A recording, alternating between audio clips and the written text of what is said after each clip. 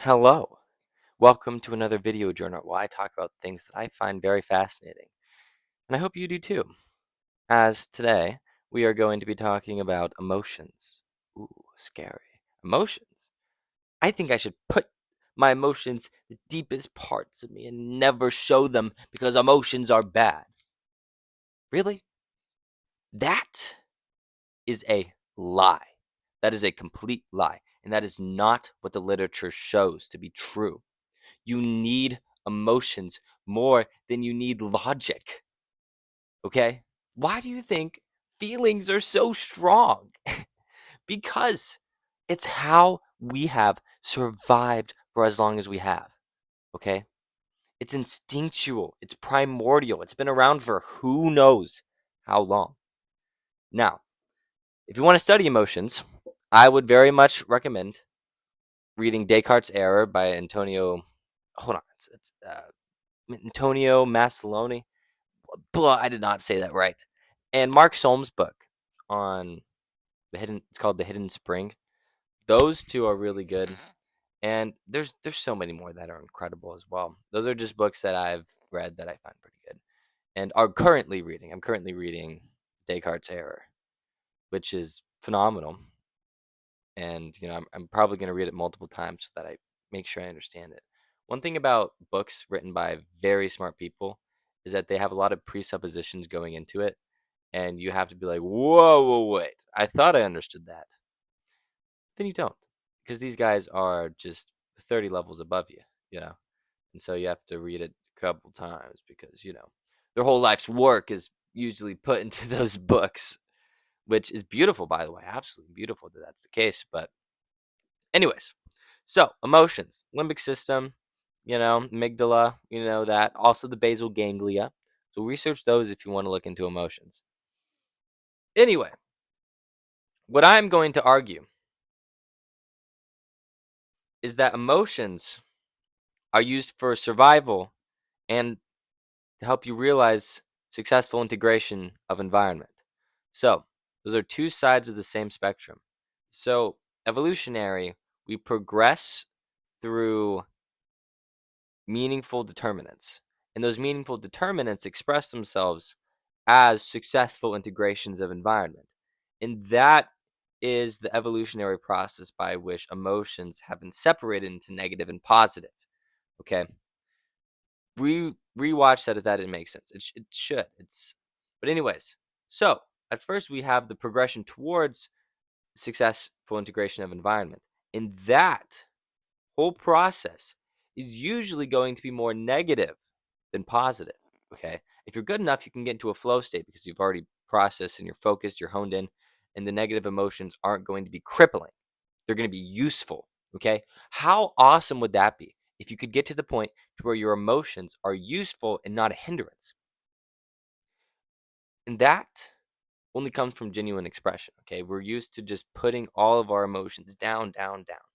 And then we use kind of a level of kind of a dominance hierarchy to sustain ourselves, and to just push and be mean so that instead of, really being proactive in our upwards aim towards something greater than what we are, we push others down so we can stay where we're at. And that is not a good thing. So, if you really want to succeed in life, what you should be doing is realizing, okay, what is the process by which I can successfully integrate in my environment? Okay. And that process is most of the time going to be filled with, you know, that with dopamine, of course, because you're progressing towards something. So that'll be good. That's some positive experience going on. And then there's going to be negative moments that decide what is wrong. If you have a negative experience, I guarantee you something isn't right. And those kind of autonomic processes, those unconscious kind of understandings and intuition behind those emotions is what's going to help you further the successful integration of environment. But because we don't pursue that, what happens is we end up becoming miserable. And now, misery and depression, those two are separate. But let's talk about misery first. Misery is different than negative emotions, okay? Everyone feels negative emotions, but not everyone has to be miserable. right? And the difference is that misery is complete negative emotions, just like depression. But it's not as severe. It is a mediocre level of having no will to fight for your life. And you end up just kind of being content with survival. Now, this is a modern epidemic. Misery is a modern epidemic for the most part because of technology. That is why. And what happens is that we got to realize, what is negative emotion for? It's for survival. And even when you're in a miserable state, you are going to try your best to survive. Okay? So I'm talking about just a constant level of mediocre negative emotions. That's what I mean by misery. And what do you think is going to happen? We can do the quote that's super famous. Misery loves company. But why? Why does it love company? Because if other people feel the negative emotions that you do, then that translates as you're more likely to survive.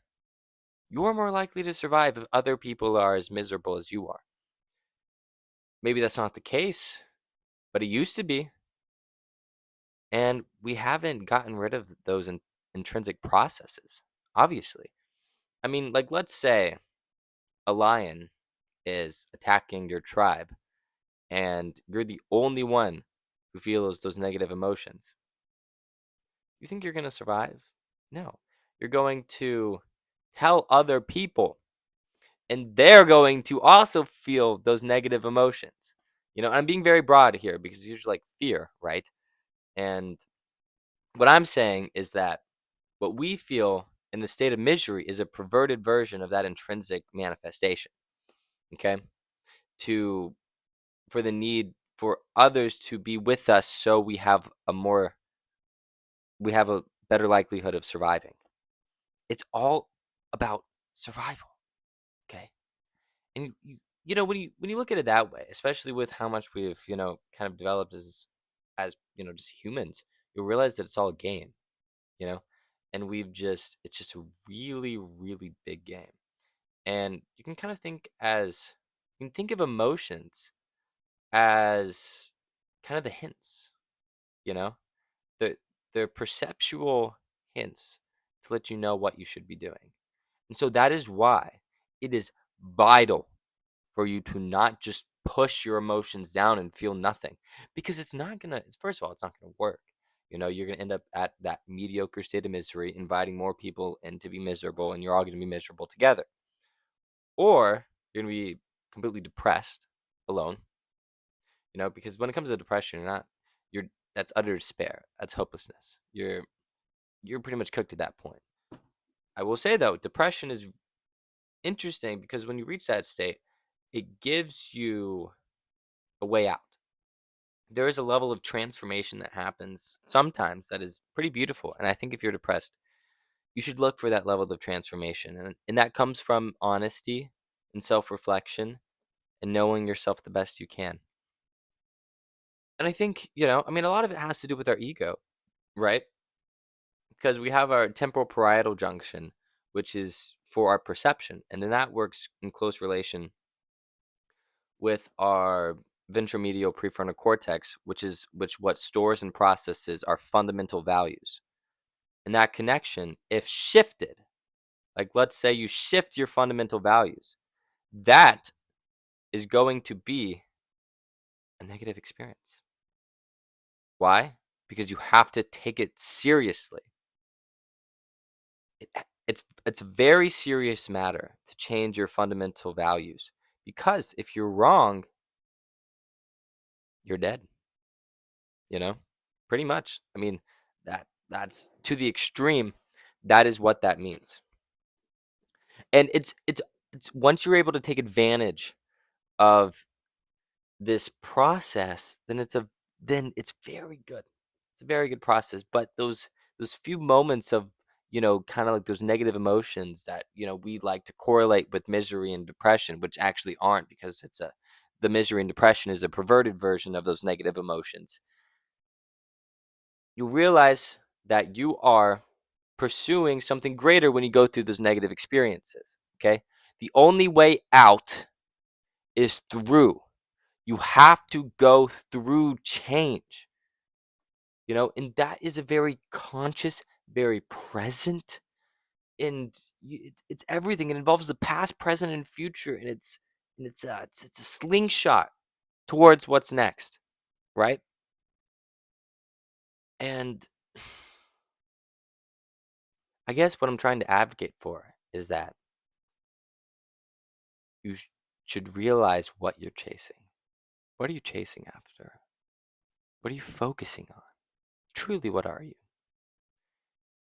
And once we're able to do that, we can kind of make the decision to either stay in a continual mediocre state of misery that'll eventually lead to crippling depression, or will you go through those negative experiences to pursue something greater than yourself, greater than who you are now? Because you can do that. You can really do that.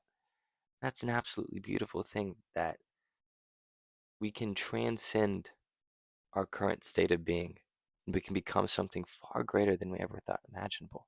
We can experience things that are so far beyond our current understanding that it's just insane. It's like the instead of being like, "Oh, I'm the only one who feels this miserable," it's like, "Am I the only one who feels this incredible?" I mean, truly, if you're able to feel that bad, don't you think there's an opposite side where you could feel that good? And we have to realize that those negative emotions, they're the journey towards that level of transcendence. Isn't that beautiful? Okay, my mic's on. Just making sure. That is so beautiful. And it's all a part of the process. Trust the process. Be aware of the process. That is what I'm going to advocate for. And you never realize any of this. I can't stress this enough. Without honesty. It's funny. It's like, well, maybe I should try to pursue greater things by being a good person. No, that's not really how it works. Like, sure, you know, do things the way you think you should do them, but only if you're honest. Okay. And you have to be honest about that, because I really don't think we really want us to be controlled by our hedonistic desires. I don't think at an intrinsic level that's what we really want. It doesn't seem that way. So it's like, what's the next level of aiming upwards? Because hedonism will only lead us back to misery. And so you can't allow your just impulses to guide you. That's not very good for you at all, actually. And so you have to be introspective and honest. Otherwise, you will be controlled by hedonistic desires. And that is a complete negative experience mixed in with some moments of euphoria that don't even fulfill you to any degree. And that's not good. It's not good at all. So that means the process is characterized by suffering. Okay? So suffering is what characterizes, and negative emotions is what characterizes the process that leads us towards a successful integration of environment and a positive experience. I can't stress this enough. This is how we biologically work. Okay? So it's very important we understand this. Absolutely vital that that's what happens. And listen, if you say I can't change, it's a complete lie. That is an absolute complete lie. I would recommend looking into neuroplasticity. It is the brain's ability to shape and rearrange neural structures in order for you to achieve your goals. That is incredible. That is absolutely incredible. And, I'd recommend start going to the gym, do some physical exercise, pursue things greater than yourself, and don't be controlled by these negative emotions. They're a very useful servant, but they're a terrible and wicked master. Okay? You do not want to be controlled by negative emotions. That is the one piece of advice I would tell absolutely everyone, because they're so useful. And emotions are supposed to guide us, but not control us. It's like, oh, this is how you feel about this. Oh, this is this. And guess what? We are the observer. We get to experience these negative emotions so that we can then in turn create the best version of ourselves based on the knowledge presented to us by our emotions. That is beautiful. That is wonderful. So, just in the same way that I say we should consider everything that everyone has to say, we should experience everything that we have to say. Know thyself. Because we are more than just our conscious experience. There is so much going on. Do you realize how deep and how structured your mechanisms are? You are far more than just your conscious experience. Your conscious experience is just a slight sliver. The magnitude of what your brain holds. It's an absolute beast. And guess what? Guess who that beast is? It's you. You're the beast. Now, it sounds a little corny, but you're truly incredible. And because we are so incredible, what is it going to do? It's going to balance it out by also allowing the possibility of a very large fall. And I think most of us are kind of in that point. And, I'll say I'm kind of balancing on the edge here. I'm still really trying to pursue greater things than what I have been, just keep going and keep going. And, you got to realize you got to take rest. Like I just woke up from a nap because, I trained pretty hard today. We did sparring and it was rough.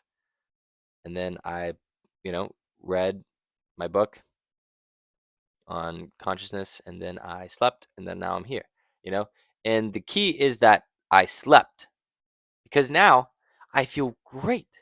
But if I didn't sleep and I just continued to kind of just work, and then I tried to record a video, that would not have worked and I'd probably just feel absolutely dead.